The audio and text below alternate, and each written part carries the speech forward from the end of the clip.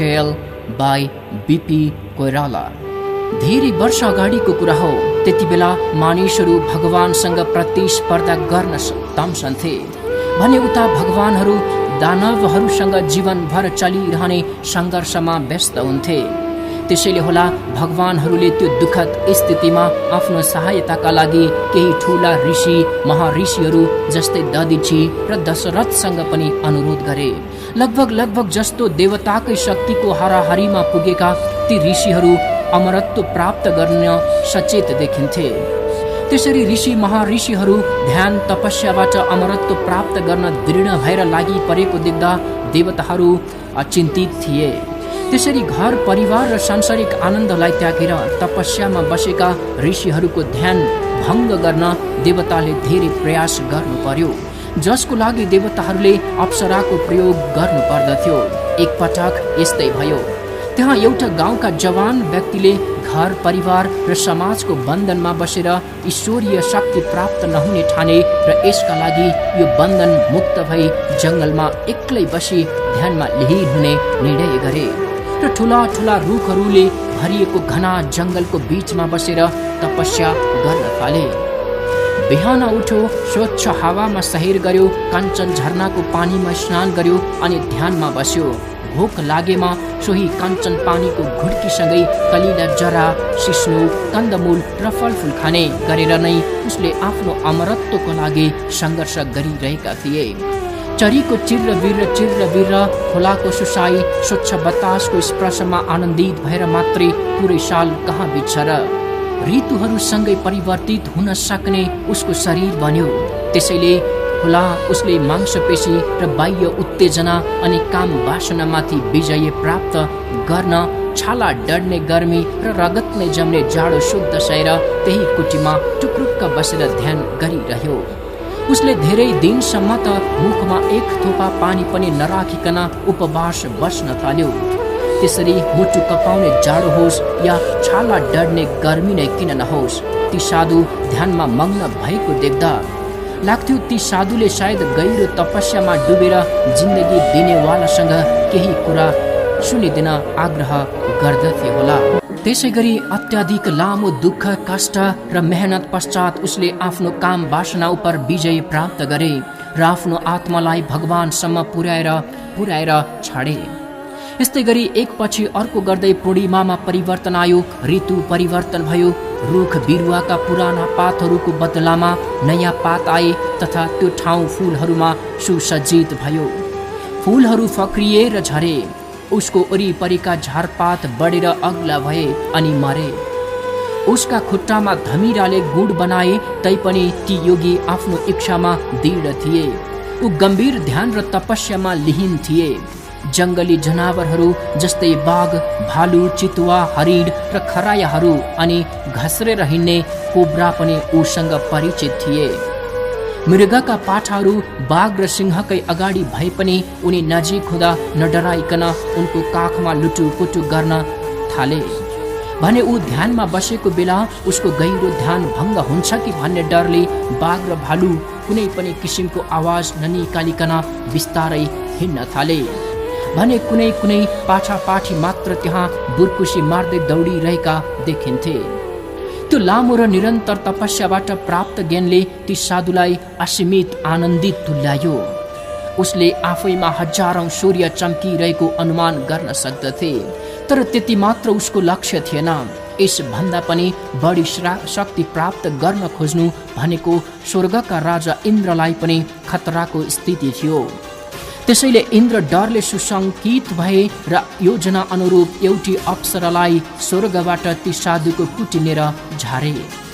ती सर्वसुन्दरी वस्त्रहीन थिइन्।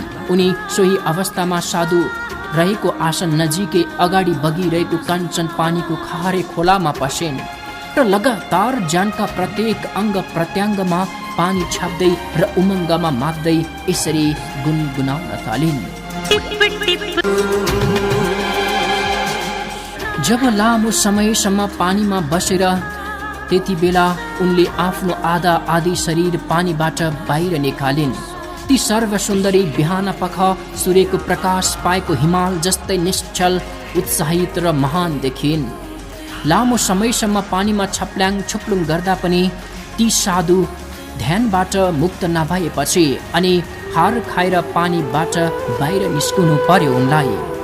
उनी बाहिर त झन् स्वर्गकी परी कि पनि परी जस्तै देखिन्, तर त्यसै उभिएर पनि के गर्नु, उनलाई त ती साधुको तपस्या भङ्ग गरेर उसँग प्रीति गाँस्नु थियो। त्यसैले फेरि सोही खोलाको किनारको एउटा ढुङ्गामा बसिन् र खुट्टा मात्र पानीमा डुबाएर बारम्बार अन्जुली भरी पानी भर्ने र मुखमा छाप्ने गर्न थालिन्। त्यति बेला पानीको हल्का तेजसँगै उनका घुँडाहरू रजनीगन्धा फूल जस्तै आकर्षित देखिएका थिए। त्यो भन्दा पनि सबैभन्दा आकर्षित उनको विशाल छाती थियो, जुन धरतीतर्फ केही शिकार झम्टन लागे जस्तै देखिन्थ्यो। त्यस्तै गरी जब ती सुन्दरी विविध आकर्षणका मनमोहक कार्यमा तल्लीन हुन थालिन्, ती साधुका आँखा अनायासै खुल्न पुगे। यसरी आँखा खुल्दा त्यति बेला उसले आफ्नो वरिपरिको परिवर्तनलाई हेरेनन्, न त उसले त्यहाँको न्यानोपनको नै ख्याल गरे। यति मात्र होइन, उसले आफ्नै छातीमा बनाएका धमिराको गुण पनि आश्चर्य मान्दै हेरेनन्। यसको बदलामा उनका आँखा लगातार उनै परीमाथि केन्द्रित हुन पुगे। उनको परीप्रतिको हेराइ देख्दा लाग्थ्यो उसले आफ्नो सबै खुसी उनमै देखेका थिए। उता ती परी पनि पूर्णतया व्यक्तिगत रूपमा लगातार पानीमै खेलिरहेकी थिइन्। उनका सेता खुट्टा पानी भित्र चल्दा पानीको नजिक उम्रेका बिरुवालाई यसको छालले हान्दा चल्ने चाल जस्तै लाग्दथ्यो।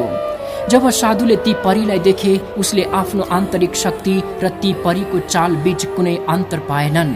अब ती परी त्यो साधुका लागि अन्तिम जीवित छाप बनेर रहिन्। उनी नै त्यो साधुका लागि असीमित धैर्यताको लागि अवतार बनिदिइन्। त्यसपछि बिस्तारै गर्दै ती साधु उठे अनि अन्तस्करणदेखि नै परम खुसीको महसुस गर्दै तिनै परीतर्फ बढे। छिट्टै नै ती दुवै वैवाहिक सम्बन्धमा गाँसिए र त्यो जङ्गलबाट समाजतर्फ फर्कने तयारी गरे। हुन पनि त हो नि, यति लामो जीवन माया प्रेम बिना कसले पो गुजार्न सक्छ र? उनीहरू एक अर्काका तन मन र अन्तस्करणमा पसेर एउटै अङ्गालोमा गाँसिँदै नयाँ जीवन सजाउने सोचमा त्यहाँबाट पर लागे। यति नै बेला एक प्रसिद्ध राजा आफ्नो दल बलका साथ ती साधुलाई उचित प्रशंसा प्रदान गर्न भनी आए। तर जब उनीहरूले ती साधुलाई उसकै जवान सुन्दरी पत्नीका छेउ देखे, उनीहरू आश्चर्यचकित मात्र भएनन् कि चिन्तित पनि भएर त्यहाँबाट फर्के।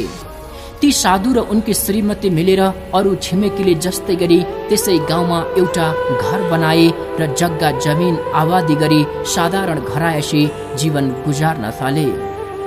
समय बित्दै जाँदा आफ्ना छिमेकीहरू जस्तै दुई बाल बच्चाका आमा बुबा पनि बने। उनीहरू आफ्ना छिमेकीको साथमा साथ दिने, कोही बिरामी भएमा उनीहरूलाई हेर विचार गर्ने, उपचार गर्ने र उनीहरूको दुःख सुखमा सहयात्री बन्न थाले। तैपनि ती छिमेकीले ती साधुको त्यो पतनलाई कहिल्यै माफ गरेनन्। छिमेकीहरूले ती अग्रणी साधुलाई सधैँ शङ्कालु दृष्टिले हेरे। कहिले काहीँ साधुकी श्रीमतीले पानी बोकेर फर्कँदा छिमेकीहरू खासखुस गर्दै भन्थे, ती महिला जादु टुना गर्न सिपालु रहेछन्। तैपनि जङ्गलमा अनुभव गरेको त्यो स्वर्गीय आनन्द र खुसी भने ती साधुका लागि सदाका लागि चिर स्मरणीय बनेर रहे र उनीहरू कुरौटे दुनियाँको कुनै वास्ता नगरी हाँसी खुसी दुई बाल बच्चाका साथ घर गृहस्थीमा रम्न थाले। Subscribe Prashant YT